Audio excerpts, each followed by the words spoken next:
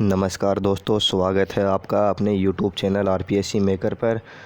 दोस्तों, आज से हम 12th क्लास की जो फिज़िक्स है तो फिज़िक्स क्लास आज से हम स्टार्ट करने वाले हैं।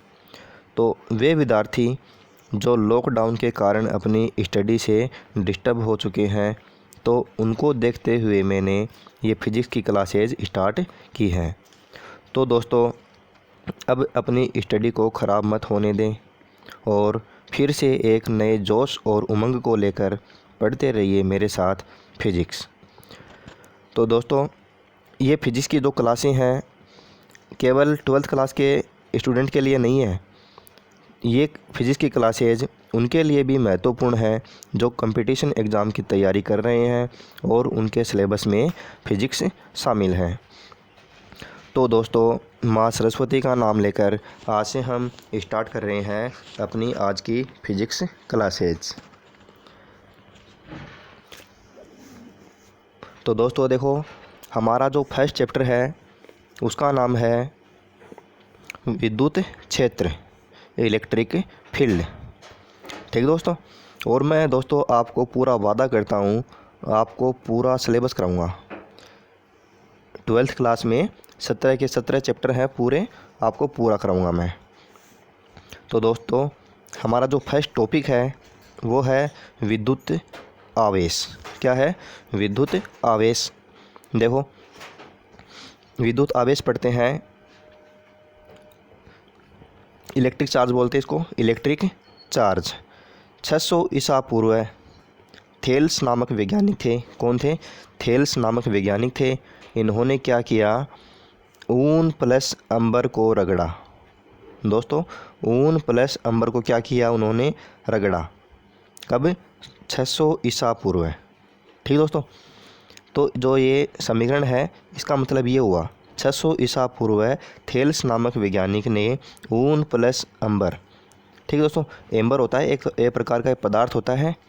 ठीक दोस्तों, तो एम्बर है, एम्बर को इसने रगड़ा। किसने? थेल्स ने। तो देखो क्या हुआ, क्या होता है। थेल्स नामक वैज्ञानिक ने जब यह देखा कि जब ऊन को एम्बर से रगड़ा जाता है तो यह कागज़ के टुकड़ों, तिनकों, धूल के कणों आदि को अपनी ओर आकर्षित करता है। ठीक दोस्तों, कौन करता है आकर्षित? ऊन को।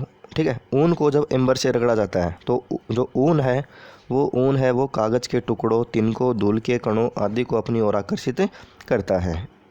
एम्बर को यूनानी भाषा में इलेक्ट्रॉन कहते हैं।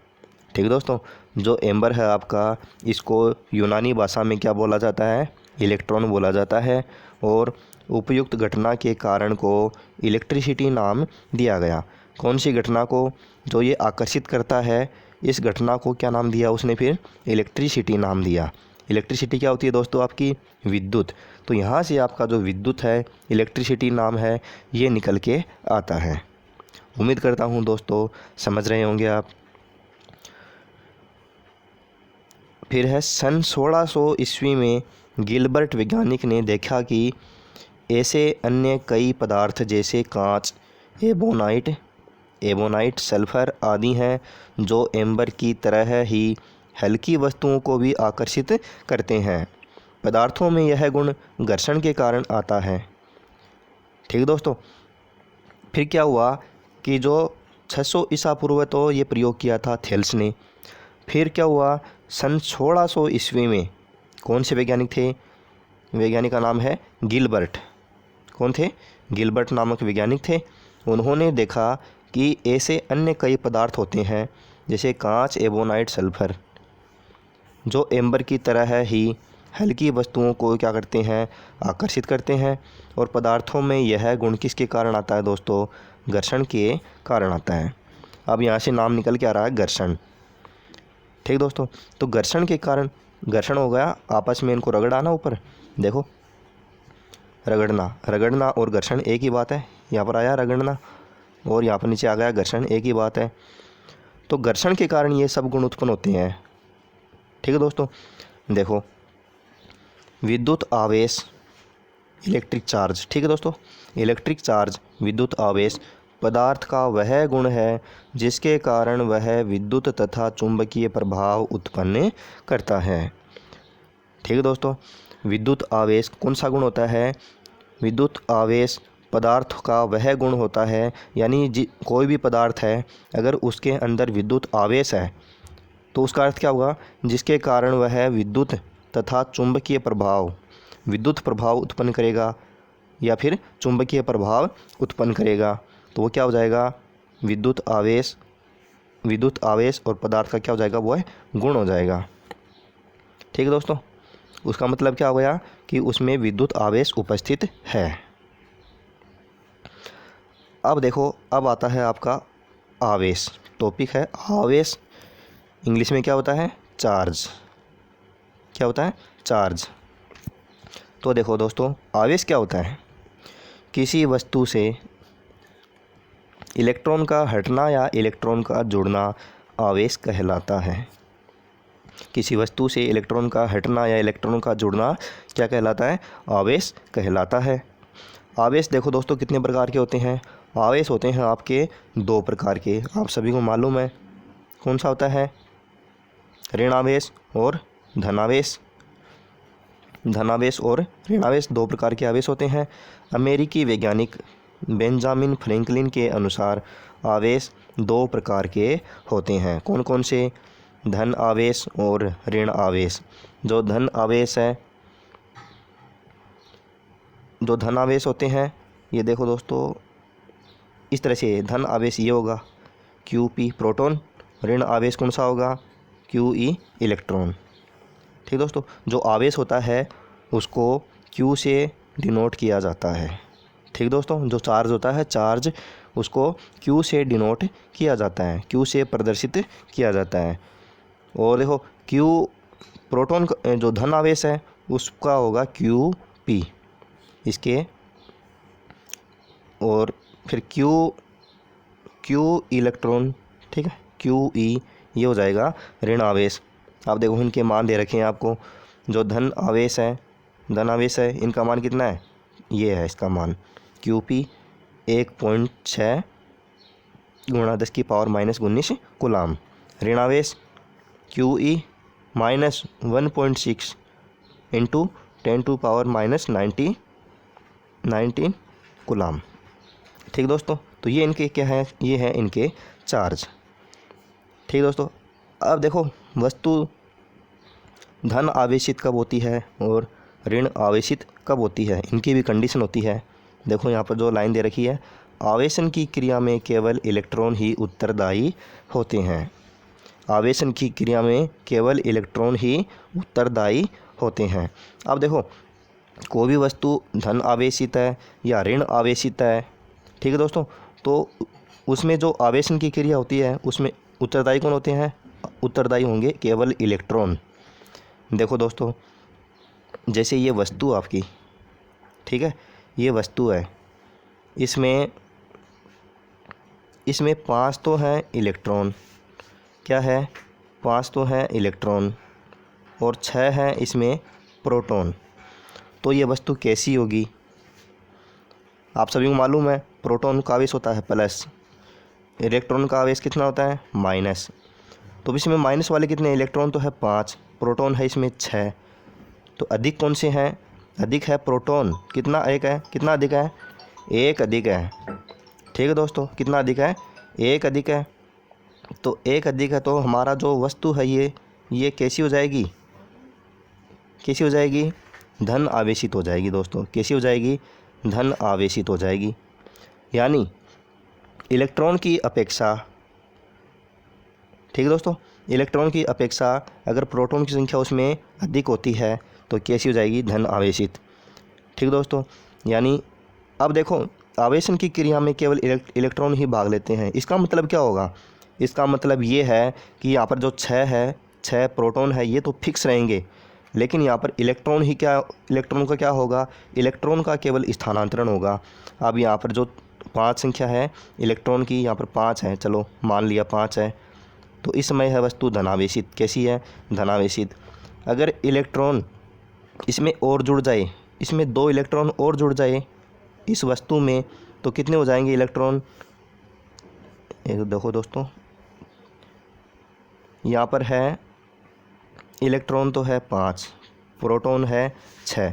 यहाँ पर 2 इलेक्ट्रॉन और आ गए, क्योंकि इलेक्ट्रॉन ही उत्तरदायी होते हैं। केवल वस्तु में इलेक्ट्रॉन, वस्तु से इलेक्ट्रॉन ही तो निकलते हैं और वस्तु में इलेक्ट्रॉन ही प्रवेश करते हैं। ठीक है दोस्तों, ये बात ध्यान में रखना कि केवल इलेक्ट्रॉन का ही स्थानांतरण होता है, आदान प्रदान होता है। तो इसमें 2 इलेक्ट्रॉन और आ गए, तो कितने हो गए? पहले से थे 5, 2 और आ गए, कितने हो गए? 7।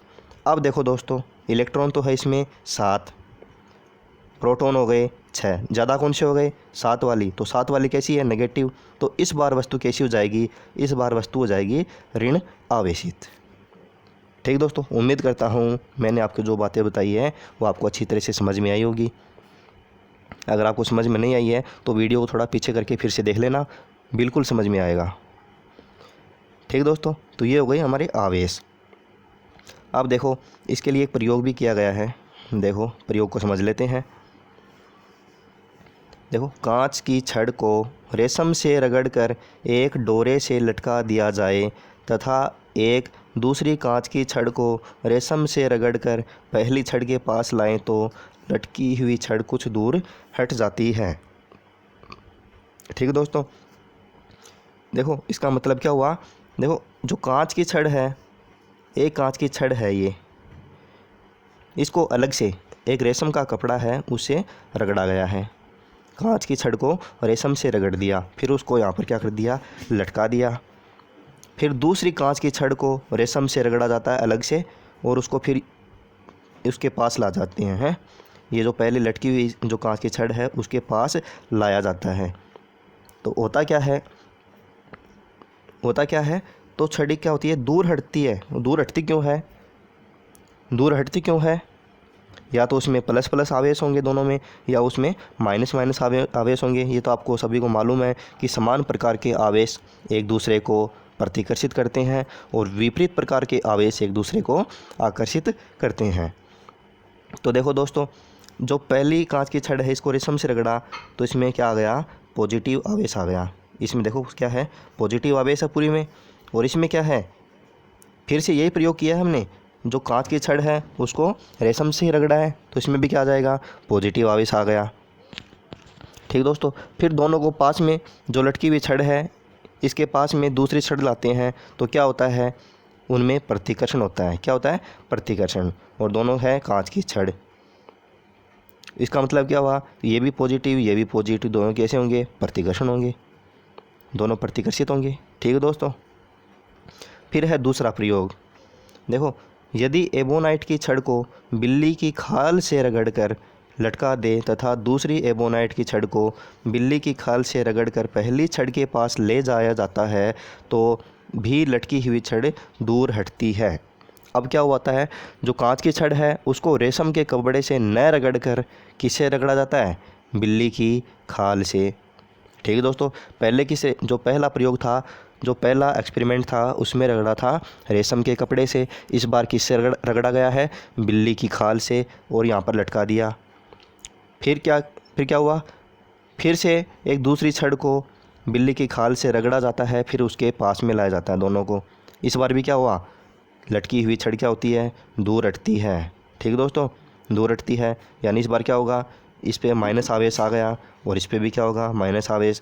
समान आवेश है इस बार भी, ऊपर वाले में भी समान आवेश थे। देखो दोस्तों, दोनों पे प्लस आवेश है, इसमें भी कौन से हैं? दोनों पर नेगेटिव आवेश हैं, लेकिन है तो समान ही। इस पे भी नेगेटिव, इस पे भी नेगेटिव, समान है। तो क्या होगा? समान आवेश में प्रतिकर्षण होगा। ठीक है दोस्तों, क्या होगा? प्रतिकर्षण होगा। और ये छड़ कौन सी है? एबोनाइट की छड़। ठीक है दोस्तों, देखो दोस्तों, एबोनाइट की छड़ है ये, कांच की छड़ नहीं है। किसकी छड़ है? एबोनाइट की छड़। दोनों अब चेंज हो गए। पहले प्रयोग में हमने रगड़ा था कांच की छड़ और रेशम का कपड़ा। इस बार दूसरे प्रयोग में क्या रगड़ा है? एबोनाइट की छड़ और बिल्ली की खाल। ठीक है दोस्तों, अब देखो तीसरा प्रयोग है। यदि कांच की छड़ को रेशम से रगड़कर लटका दिया जाए तथा दूसरी एबोनाइट की छड़ को बिल्ली की खाल से रगड़कर कांच की छड़ के पास ले जाया जाए। इस बार एबोनाइट की छड़ कांच की छड़ के पास आने का प्रयास करती है। किस प्रकार से, देखो दोस्तों, इस बार क्या होता है कि जो कांच की छड़ है उसको पहले तो रेशम के कपड़े से रगड़ा जाता है। जैसे हमने पहले प्रयोग में किया था, फर्स्ट प्रयोग में, उसमें रगड़ा था तो क्या हुआ था, जो कांच की छड़ है उस पर पॉजिटिव आवेश आया था, तो ये हमने लटका दिया। फिर क्या हुआ, दूसरे प्रयोग की तरह है, कांच की जो एबोनाइट की छड़ है, एबोनाइट की छड़ को बिल्ली की खाल से रगड़ा था हमने। तो एबोनाइट की छड़ को याद करो दोस्तों, जो सेकंड प्रयोग है अभी अभी किया हमने, तो एबोनाइट की छड़ को बिल्ली की खाल से रगड़ा है, तो उस पर कौन सा आवेश आया था, नेगेटिव। ये देखो कौन सा आया था, नेगेटिव आवेश आया था दोस्तों।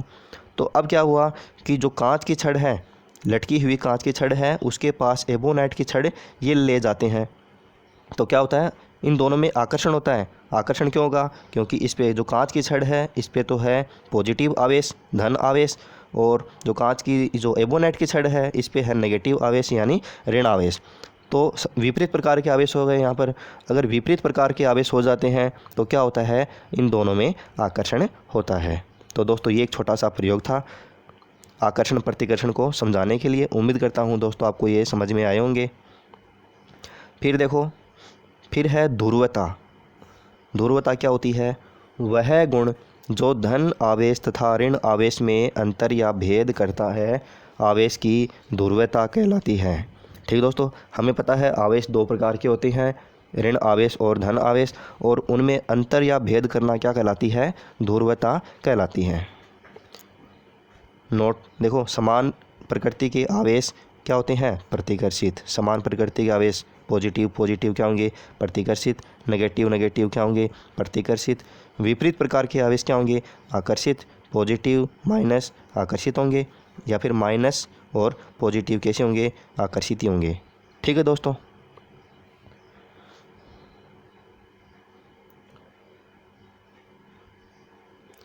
तो दोस्तों आज के वीडियो में हम इतना ही पढ़ेंगे। फिर नेक्स्ट जो हमारा नेक्स्ट टॉपिक है विद्युत आवेश का इलेक्ट्रॉनिक सिद्धांत, ये पढ़ेंगे हम नेक्स्ट वीडियो में। दोस्तों आज स्टार्ट किया है हमने, तो थोड़ा जो ये अगला टॉपिक है इसको नेक्स्ट वीडियो में देख लेंगे। तो दोस्तों उम्मीद करता हूँ मैंने आपको जो भी समझाया है, जो भी पढ़ाया है, आपको बिल्कुल समझ में आया होगा। अगर आपको समझ में नहीं आया है तो वीडियो को पीछे करके बैक करके आराम से पढ़ के समझ लेना। ठीक है दोस्तों, आज के लिए बस इतना ही। मिलते हैं नेक्स्ट वीडियो में एक नए टॉपिक को लेकर। तब तक के लिए जय हिंद, जय भारत।